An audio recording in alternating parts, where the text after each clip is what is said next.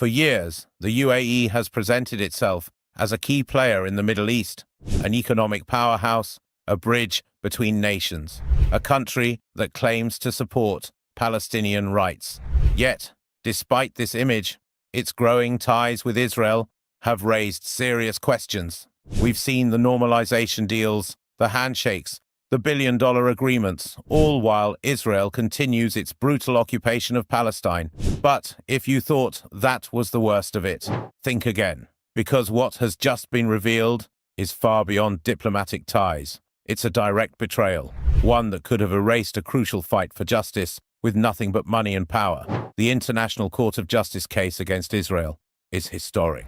For the first time, a nation has stood up against the Zionist regime's war crimes in a court of law. And now, leaked reports have exposed something shocking. The UAE secretly tried to bribe South Africa to drop the case. The very country leading the genocide charge against Israel was offered billions in oil refinery investments to withdraw or weaken its lawsuit.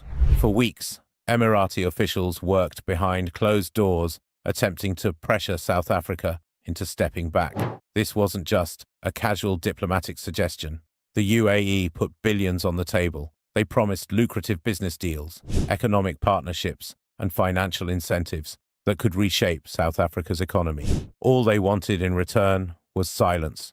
They wanted South Africa, the one country with the courage to stand against Israel's crimes, to simply look away, to pretend that the mass killings, the destruction, the starvation of an entire population weren't happening, to let Israel walk free. And just imagine what would have happened if South Africa had agreed.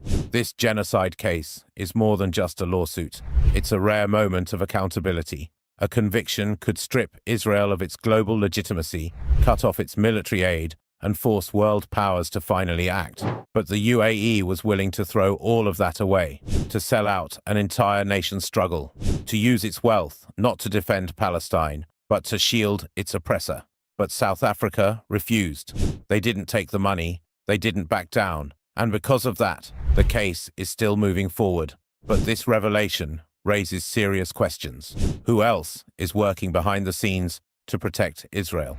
How many other so-called Muslim allies are willing to trade Palestinian lives for political and economic favors? The UAE's betrayal is a reminder that not all enemies wear the flag of Israel. Some disguise themselves as friends, as partners, as mediators. They shake hands with Palestinians in public while making deals with their occupiers in private.